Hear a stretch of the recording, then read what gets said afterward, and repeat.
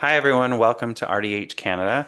I'm Joe, and this is Lisa Moore. And we today have Nicole Kielly with us, who is a registered dental hygienist in Newfoundland.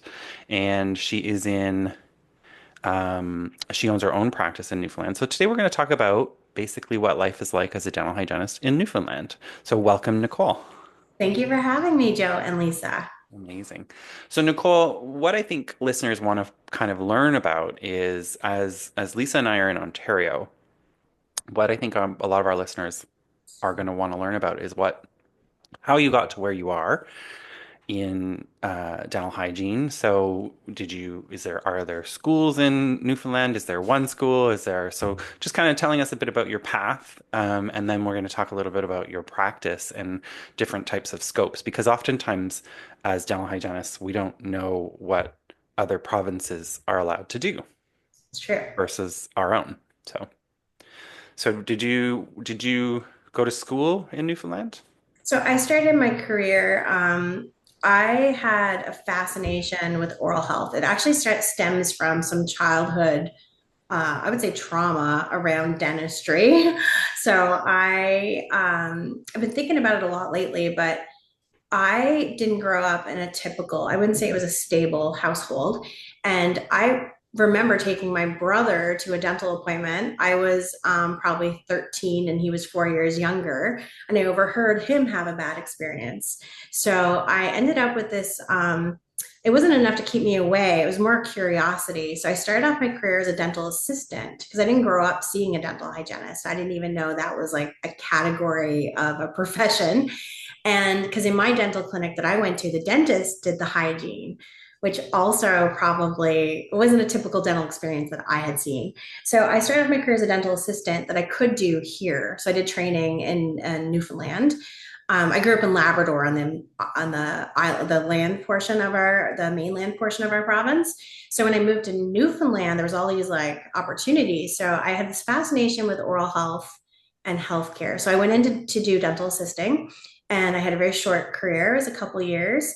But while I was working as an assistant, I saw the person across the way in a white lab jacket who seemed to be having a better day than I was. And I was like, who's that person? And they're like, that's the hygienist that they do the prevention, the scaling and stuff. So I remember seeing that person being like, I think I want to do that. Because when I realized hygiene was about keeping people out of the dental chair, it was much more appealing to me than assisting with surgery or with like restorative.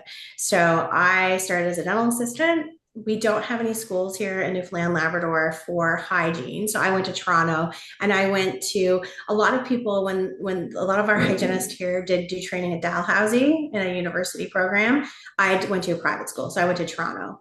So Oh, that's a long way to tell you that's how I became a dental hygienist, was through going to a private school in Toronto. oh wow. And that was how long ago was that? I graduated in 2018. Oh, okay, cool. 2008, Wow. 2008. Get the So we decades. grad so we graduated the same year. Oh, did we Yeah, really? I think Oh, so. Yeah. awesome. Yeah. Well, Lisa, Lisa, when did when you did you? graduate? I Yeah. graduated in 2006. Oh, Cool. So 2006. I'm going on 20 years next year. Bananas. So we've Crazy. all we've all been practicing around the same amount of time then. Yeah. Yeah. Yeah, That's that's so funny that you mentioned that, Nicole, because when I was in hygiene school, I went to Canada College in North Bay. A colleague, I guess I can't remember if she was my colleague, my co-student, my classmate, she was from Newfoundland. Oh, And we ended up hitting it off and we ended up living together second year. Yeah, right. Go figure. And I never even thought to ask her why did she come to Ontario for school. Like I never even thought, even to this moment, I just assumed. I don't know why she came, but I mean, I guess that's why, because this was 20 years ago and there was no schools out there, and that's why there she was is in none. Ontario. And when I first looked at it, I was even thinking I could go military. I knew I could go to Dalhousie and it would take a long time. And patience is not one of my core virtues. I have a difficult time with patience. So I thought military, that sounds, interesting, an interesting way, because I could go in as an assistant and kind of work my way up to do hygiene. Then when I realized there was a private school aspect, I was like, oh, it was like accelerated. I think I did an 18-month program, which I think those are getting cut out now, but I just needed to be Mhm. thrown into it, do the thing I had to do and get the heck out of there. Yeah. Yeah. Which did was nice you when it was 2 years, right? Then now it's longer, but yeah, mm, that's, yeah. did Lisa, do you you have want me to to ask? Oh, sorry. sorry, did you have to learn scope? changes? Like how was the scope different? Because you would have learned Ontario scope concepts. Oh, yeah, no, it was How did actually, that change? so I think that the one thing that wasn't taught when I went to school was local. So I went to Dalhousie and did that separately, like 5 or 6 years into my career. But I mean, otherwise, I think when it comes to scope, I mean, back then we just learned all of the prevention focused stuff. So, like, even like x-rays, I think when we all go to school, we learn how to take, because even in Ontario, even though you can't take x-rays independently or whatnot, you still like learn how to do it in school, right? Like, Mhm. well, I guess that's not a really good example. But yeah, there's nothing that I learned that affected the scope, more so that when we get registered here, we're just told, well, let's say local anesthetic is a perfect one because now it's taught in some schools, but you still can't practice it. I think it's taught in the private schools, but you can't do it in Ontario. You guys can't do local, No, right? no. Yeah. So I guess that was the one thing was local And you that, can? yeah, we've Okay. always been able I feel to. like Ontario is the only province that doesn't. And yeah. Which, and I gotta be honest, if you ask any dentist, they want to know why we don't. Because when you're taking away, so if I'm in private practice and I need to have my patient have local, I'm taking that time away from the dentist. It's Mhm. just ridiculous. And when I went to school, we learned what nerves and what blocks, and we learned it all. I would obviously need a refresher, Mhm. but we knew where the injection sites were. We were taught it. It just was never. It's just not in our scope to poke somebody. So I think that in Dalhousie now it's part of the curriculum that hygienists actually do that. In Ontario, in the private schools, is it taught, like, is there an actual practical component where they are with patients? No, No. it's not practical at all. No, Oh, but okay. it's we learned. I 100% remember learning where the injection sites are supposed to be, where infiltration is. We learned all that. I know we did. Mhm. So it's not in our, it's like learning about x-rays, right? We spend however long learning about x-rays. We just can't prescribe it. It's the actual act, right? I think one benefit, so we didn't achieve self-regulation here in Newfoundland until 2013. I think one of the benefits, we've always had a great, the way our scope of practice was very thoughtfully laid out. I think that we were lucky that we had people in positions who were making those decisions who understood our profession. And I think we got to learn a lot from other provinces. So we eliminated barriers really early on that when we became self-regulated in 2013, we could practice to the full extent of our scope of practice that we could, with the exception. So, one thing that happened here in Newfoundland, and when we became self regulated, when it came to the Radiation Health and Safety Act, like the way that our scope of practice was written was that we could essentially assess the need for radiographs. We could prescribe them. It was within our scope to make those decisions. But in 2013, when we became self regulated, we were covered under the Health Professionals Act and not the Dental Act. So all of the existing policies that reference dental hygienists were under the Dental Act. So we got written out of the act in 2013, which is why we technically weren't able to take radiographs independently. Oh, sorry, there's some noise outside. Sorry about that. It's okay. Nature of working I'm and actually in my practice, so yeah. my practice is practicing right now while I'm sat here. It's okay, Nicole. I'm in my home gym right now because I got kicked out of my home office that I share with my husband. And I have a laptop and he has the desktop. So hence why I'm the mobile one. So Yes, we recently, like, one thing that's been a little bit exhausting is the advocacy piece. I think you guys probably experience the same thing as me, that sometimes when you're practicing, Lisa, do you practice independently now? Like, I know you educate, you're an educator and you do that. Have you ever practiced independently I have. or I outside? actually I had a one chair.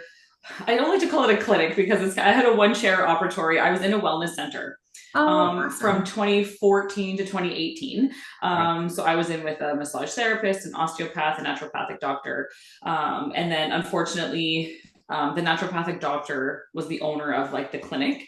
And unfortunately he sold, and it wasn't the same without him. So I sold off my equipment in 2018. Plus my kids were little, and I think I always say it was the right place but the wrong time. I just bit off more than I could chew. And I work and have always worked in ortho. So I was doing like 2 days a week ortho and then 2 days a week at my clinic, or my room, my chair. And then I got offered full time in ortho, so I sold it. So I work 4 days a week in ortho, but I do still work probably about one Friday a month. I help out a friend of mine who's a practice owner here. She has her hygiene clinic here, and I help her out there. So Oh, cool. Yeah, I think that's one thing that we were at an advantage of is that we could learn from the other provinces what wasn't working, right? So we knew in Ontario, the whole standing order thing was tricky. In BC, they had that 365-day rule. So I think Right. there was enough of us in a ground level who knew the barriers that have been put in place. And like sometimes now that I'm in more of an advocacy role, I've held positions with like our regulatory body, with our provincial association. I've sat at the table at a federal level with the Federation of Hygiene Regulators of Canada. And you realize that some of the things were put in place were like, I don't know, put in place to kind of and make hygiene more affordable and to make it more like the things that people had to do to get independent. I know Joe doesn't like the word independence. Joe, what other word can I use? Like I'm trying to like, it's, self-regulation, autonomy, right? When we got autonomy, Autonomy is a all great. the, so if I was in this position where I could look back and be like, well, okay, why did they have that 365-day rule in BC? Because to me, it just restricts access to care. And in Ontario, the fee guide was lower, and that had come up in different things that, oh, it was so that basically the pitch was that it makes care more accessible by making it Because cheaper. it's cheaper. And Mhm. so I just decided I had a lot of people before me that did a lot of work to make sure the scope of practice was protected. And then I got to move forward. One thing here in Newfoundland, I was one of the first to own a practice. So some people look at that as an advantage that the market isn't saturated. But for me, it's like I'm under a microscope for everything I do and say. Like I have to and I used to care about it more. Now I don't care as much. But there was a time where I had to mind my P's and Q's. How long have you owned your own practice? I opened up in 20. I started dipping my toe in, which a lot of hygienists do. That I started mobile care first, and then I like didn't want to tick anybody off. So I worked in private practice, started mobile care in 2016. And come 2017, I was like, I can't do this anymore. I can't do both. I can't because I was working like 40 hours a week and then doing evenings, doing mobile. So in 2017, I opened up my practice, the end of 2017. Wonderful. many And how many operatories do you have in your practice, Nicole? I'm sorry if you guys, so I'm between so two operatories and there's a sterilization center between us and I can hear the ultrasonic. Hopefully it doesn't pick up too much on the mic. I can hear you. But yeah, so I have two operatories. I started off though, what I did when I first opened my practice, because I think that the first thing you notice when you start thinking about working by yourself outside of dental practice you can use it. is, It's okay. I mean, no, I'm going to challenge myself because I don't really like all of the loaded meaning. But I essentially started in the back of the building I'm in now in like a 500 square foot spot. I bought a dental chair, but I used my mobile equipment. So it was super loud, but I just kind of like, I didn't plumb anything up. It was an open space. So I had to like section off. I'd put up like loose walls, like barriers, partitions to separate my areas. But I essentially just literally started with my mobile equipment in a chair. And then in 2020, in March 2020, I officially moved up to a bigger space and plumbed everything up for two operatories only for COVID to hit, and I had to shut. Like I was in Toronto with our friend Corrine. Joe and I both know Corrine, and I was there with an FDHRC meeting, and COVID hit just as I landed on like March 11th. So I plumbed everything up here. Everything was finished while I was gone, and I came back and had to shut down for 2 months and never even flicked the switch on. So I was like, I couldn't wait because with mobile equipment, I had to empty the saliva jar at the end of every patient. And I was like, I just can't wait to go and like flick the suction on. That's the reason I will never do mobile. Yeah. Um, so can you talk a little bit about your experience with the Federation? Because I actually think a lot of dental hygienists don't even know that that exists. Yeah, that's really interesting. So one thing that I do feel like it used to be interesting, now it's a little exhausting, but when you work outside of the clinic, I think you have to keep your finger on the pulse of what's happening in your profession, right? So provincially, I was president of the NLDHA, and that was a really cool experience.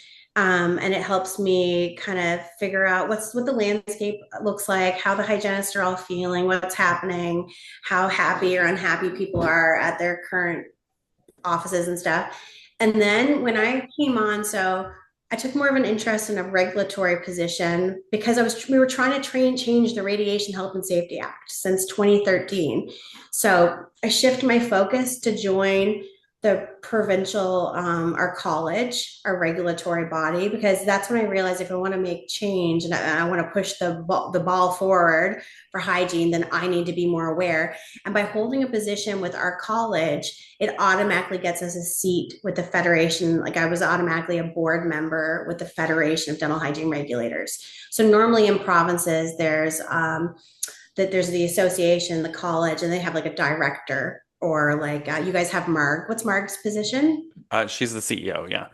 The CEO. So there's someone else. So I ended up getting in to volunteer with the FDHRC through the regulatory body here, and that was super cool because there's one thing to look at it provincially, but then the Federation of Dental Hygiene Regulators, they're looking at like the schools and looking at the overall scope and like talking about ways how because not each province has the ability to get resources to work on things like ethics, like what's it called? There's the mission, the code of ethics, let's say, like things like that. Like so, there's ways that we can partner with provinces and figure out. But that was really cool because I got to see when I was with the federation. That was around the same time that Ontario had stopped the standing order thing. Like that was no longer a thing. So I got to see that like at a regulatory level, which was really cool. But yeah, it was super interesting. So yeah, it's basically a group where there's representation from every province. We don't have a teaching school here, facility, so it's a little different, but there's lots of questions about like we discussed things like the didactic programs, and now the federation also took over the um, national dental hygiene examination board, so that all goes through the FDHRC now. They're under one entity, so they basically regulate the profession as a federal entity, as a Canadian entity, and then there's provincial representation.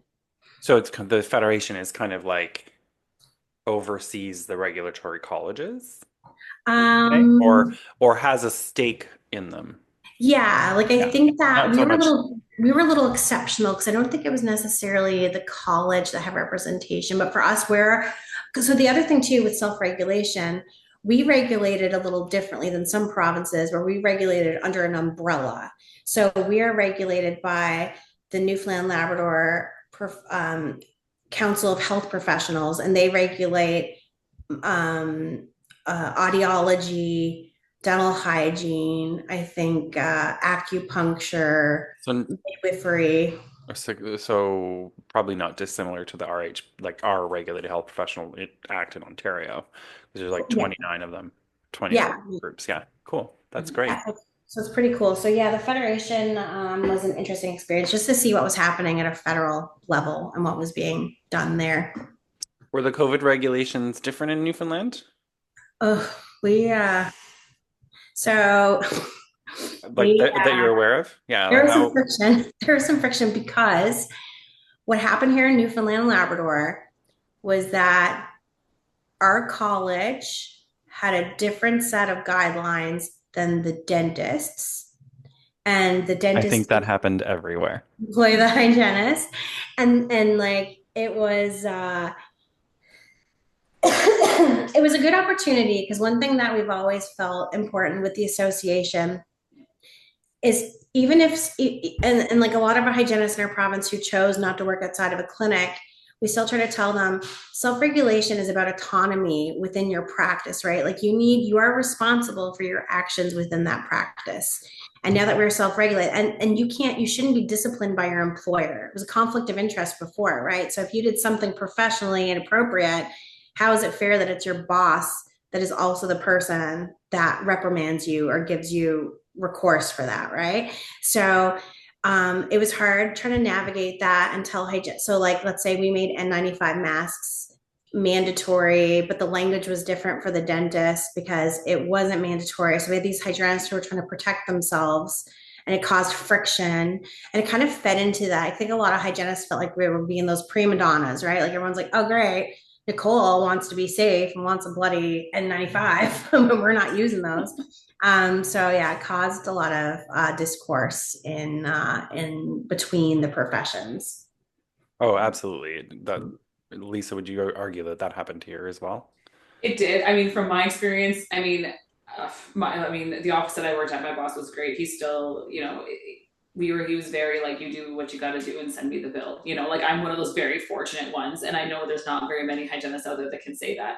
But I do know because even though that's what it was, I'm the health and safety officer at our office. So I'm the one going through those guidelines saying, hey, we need this, this, and this. And I used CDHO guidelines. I didn't use our CDSL Right. because I knew CDHO was going to be that much nothing against our students. I mean, a lot of them were the same, but there were like, it was even like you said, Nicole, just that different language used, right? Right. Like mandated versus recommended and things like that, right? That were just that different verbiage. But yeah, I agree. I mean, just talking to other colleagues, they're like trying to buy their own N95s and trying to buy their own gowns because the doctor's not buying them for them because under their guidelines, they don't need to have them. And yeah, it created some tensions for sure. I think COVID really woke up a lot of health professions, to be honest, from Definitely. your perspective. Yeah. And so Nicole, being in Newfoundland, it's not a huge province, and you said there's not very many dental hygiene practices. How big is your community? So in all of our province, there's less than, well, around a half a million people between Newfoundland and Labrador. 80% of the population live on where I live in the on the east coast of Newfoundland, down south, the south portion. So about 80% of hygienists who also work here, like on the Avalon where I work, Okay. but it's mostly dental practices. And how many dental hygienists are in Newfoundland?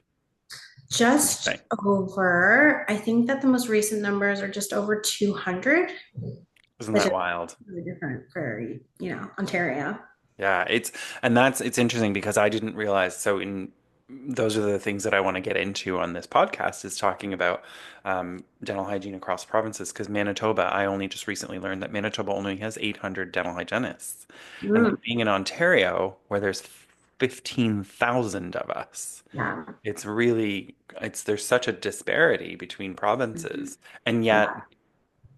we're the ones with the least amount of autonomy, I find. Yeah. Yeah. It's really And I interesting. think we're in a landscape now, especially here. One thing that's a little different with Newfoundland and Labrador is we have a lot of these outport communities, like these smaller communities that are potentially, if you're looking at how far from a Walmart, like it's nothing to be 3 to 4 hours from a Walmart. So if you're that far from a Walmart, you likely don't have access to necessarily a dental clinic's Yeah. population is not there. So the one thing I think is important, even in Ontario, because there's so many places outside of the concentrated hub where there's these communities that are having to travel. But now one thing that we see here is there's more practices opening up in isolated communities and rural communities. And they're really starting to make a difference over there. So like when we're looking at inspiring, you've got so many hygienists, like you said. How many hygienists in Ontario? 15,000. 15,000. Like there's a need. There's lots of practice. And like a dental office can't always be sustained in some of these smaller areas, but we can elevate the profession, practice to the full extent of our scope. There's a hygienist out there that can do difference not only in their clinics, but like out in those rural communities and make it more Well, accessible. and it has to be, we've talked about this, Lisa and I've talked about this, because Lisa's in Sudbury. Sudbury is how many hours? 5.5 hours north of Toronto, essentially, About right? hey, about four. Well, Okay. four with no traffic. I was gonna say, wait, I feel like it always takes you at least 5 or 6 hours. I can make it Um, like downtown in 5 hours with traffic. So right. it's without traffic, it's like 4 hours. Okay. So, but we've talked about this in terms of the need for hygienists in more remote northern communities, even in Ontario, because it's hard for dental practices and dental hygiene practices to get dental hygienists working there, but there has to be some sort of an incentive. The Yeah. Whereas in Toronto, there's more dental hygienists and there, despite the claims of shortage, there's probably more dental hygienists in Toronto than there are in those other remote communities. Even in Ontario, it's the same, right? Is it you that posted a stat the other day that in Ontario, there's actually, when you look at the population versus like there's how many people was it for per hygienist or how many I hygienists? forget what it was. It actually was Like, The College That of was from Dental Hygienists. CHO. It came from directly from the CDHO, which I okay. think was wonderful. Because oftentimes our colleges don't, again, our colleges are there to protect the public. So a lot of dental hygienists look at the colleges and go, "What are you doing for me?" So I think it was a really wonderful thing that the college put out. Mhm. Oh, Because here, we've got time, we may as well talk about it. Here in Ontario, there's a petition that's gone around to allow internationally trained dentists to do hygiene under the my understanding is it's under the watchful eye of the dentist, the practicing dentist. But the claim is that because there's a dental hygiene shortage, and yeah. there, but the reality of those numbers is there's not. Mhm. One thing that I thought about the other day and seeing you guys talk about this is even here, there's sometimes a perceived shortage that you can't, like if I were to put out an application now or a call for resumes, which I'm hoping to do soon, I feel like there's a lot of hygienists who are practicing in positions where they feel like, and I don't want to like, I mean, I personally have worked in clinics where I have questioned infection control practices and I have questioned not given enough time to complete work. Like there's hygienists who are working in places where they're compromising, I think, their values a little bit. So when you put it up, there's a lot of movement around in these offices sometimes, right? Like so sometimes they might I just can't imagine.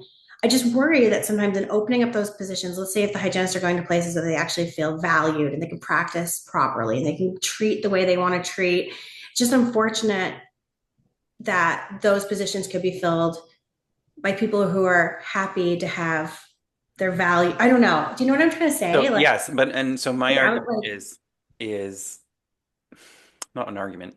There will always be the dental hygienist that will work the 12-hour shift, yes, not take their lunch, not take a yes. break. So the person that's wanting a lunch and wanting a break, which is legally required, is the person that gets shoved out. And that really is the problem, Hmm.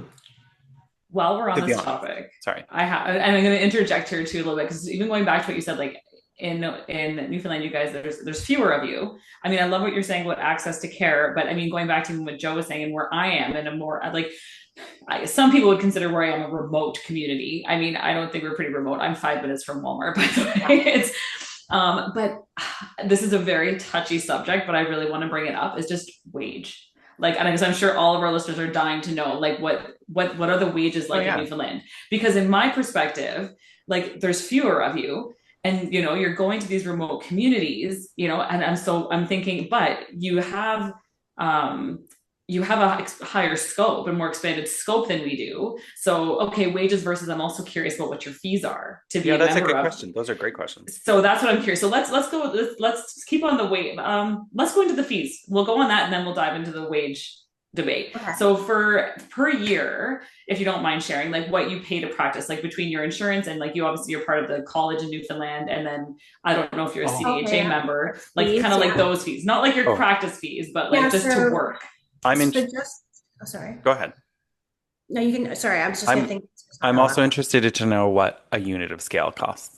Well, that too, right? Like, So, yeah. so what does Yeah. it cost you to like to be a registered dental hygienist? So I Sorry. think it's so we pay our association. So in our province, all of our we're not allowed to make people be members of our provincial association, but it's laid out in a way that 99.99% of people are because we pay, I think it's $500 for our provincial association, which also includes our CDHA membership so that we get the $1 million liability, right? And it's been more hygienist questioning lately, but like that's kind of the benefit of going through the associations is you get the Newfoundland component, you're paying into the Newfoundland portion and also the federal portion, and that gives you your liability.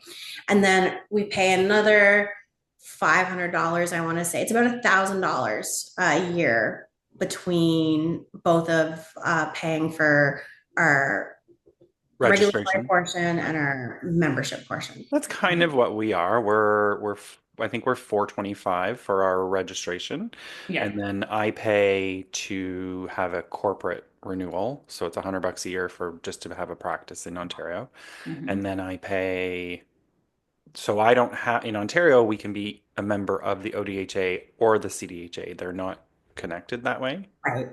So, but I'm a member of both. So ultimately, I probably look at it about $1,000 Okay. beyond all the others things I belong to. But I'm looking down at my phone because I actually have a whole spreadsheet of what units of scale cost right across the country. So I'm going to bring that up for our conversation. that's And great. then the other question I would have too is like for like the average, like if I know you said you were gonna, so if you saw a job posting for a dental office, like a hygienist working in a dental office, like Yeah. what would the range of hourly wage be to be a hygienist in Newfoundland? I think we're in a pretty great position. I will say I come from the hygienists before me who were advocating for self-regulation. They were very smart hygienists who really cared about the profession. And I think they set a standard for us that we were all able to kind of uphold.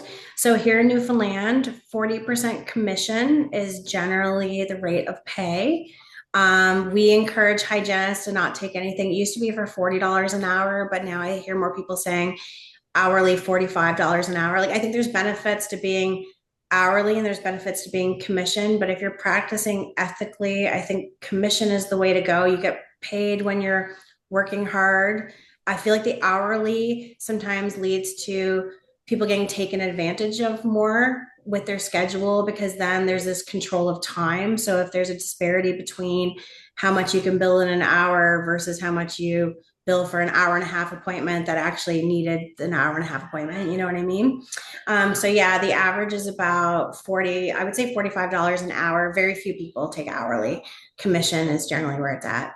Interesting. Hmm, interesting. I think it's completely opposite here. And I worked for a dentist for years who was like, I don't understand why more of you don't do it that way. Mm.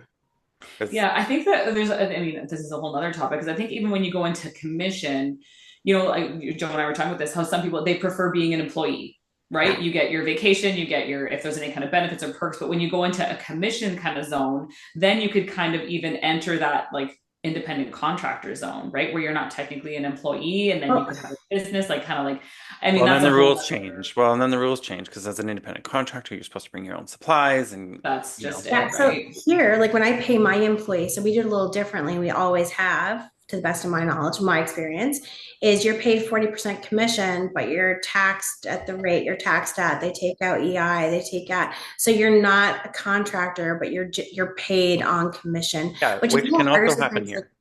pardon? We could totally do that here too. It's just Yeah, people don't it's a want to little do it. tricky. Like if you're going to the bank to prove, right? But once you get a couple years under your belt, they just look at your income yearly and they're like, oh, geez, like that's okay. Like, um, Yeah, I feel like that would almost be the way. And it's so funny too how again the argument here, because where I am, the hourly wage is definitely less than that. I would say 45 would be a higher end of an hourly wage here.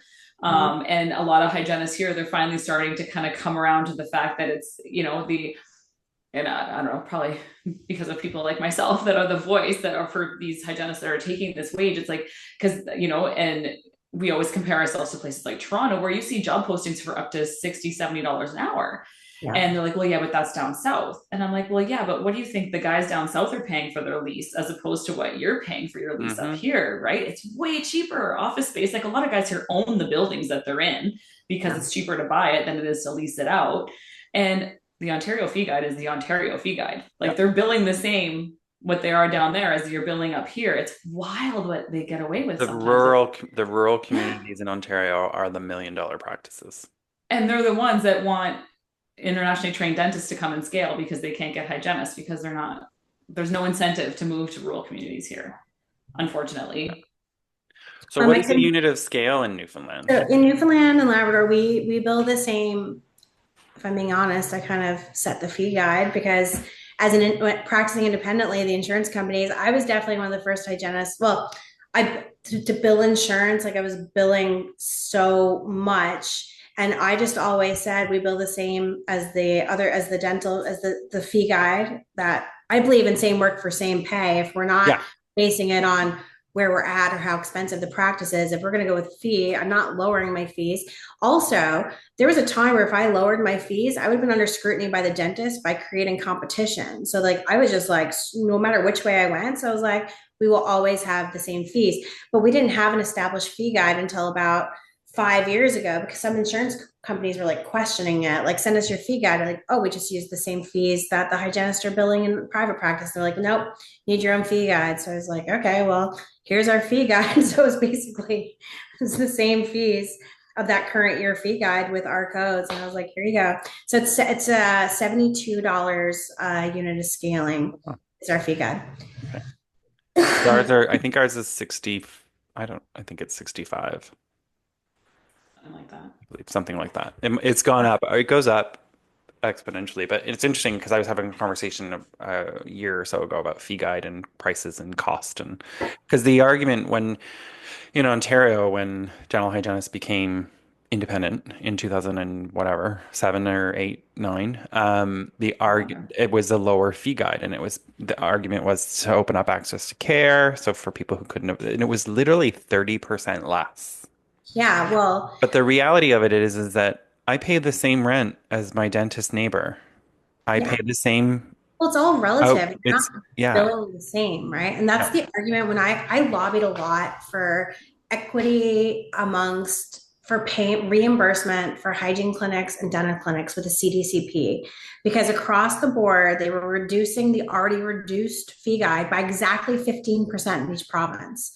And the argument was that our overhead was lower. I was like, okay, so prove it to me that it's exactly 15% lower in every province. Like your argument doesn't stand and it's not fair. It's all relative. We're not billing the same. We're Mhm. not, like, we don't have the same. It's relative, right? It's relative to restorative. And my argument was always, okay, so a dentist has, because the argument was that a dentist owned practice costs more. Yes, it costs more, but you're paying for that with the higher restorative fees. Absolutely. So Yeah. you like Oh, sorry. a dentist can own a hygiene practice and it costs the same as their hygiene department, Yeah. right? ODHA fee guide. Oh, I lost it. ODHA fee guide 73.47 for Oh, a unit okay, of scale. cool. There you go. See, I Yeah. should know that, but There's a really cool document that you can like pull up from. It's called the CDHA Workforce Survey, Workplace Survey, and it shows across the board in each province of the people who responded, like what each province is billing, like the hourly rate and stuff like that. It's actually a good document to pull up, especially for someone who is trying to increase their hourly wage. It's good to be like, oh, in the provinces. I do think Newfoundland, I think, is fourth highest uh for wages, or third highest, I think. so the document Nicole's referencing is the 2023 Health and Respectful Workplace Survey. Oh, is that what that one is? And Yeah, then the workforce survey is within that. I think so. Yeah. Yeah, Yeah. that's a good one. Cool. All right. Well, it's been a really interesting conversation. I think I don't think people realize how much the same we are, but how different it is, Absolutely. right? And I think there's so much room. Like the needs of our community are only getting more. There's no benefit to not allowing hygienists to open up their own practices because like we're a community, like here in Newfoundland, we've got a disproportionately aging population, right? There's a lot of people and they still have their teeth.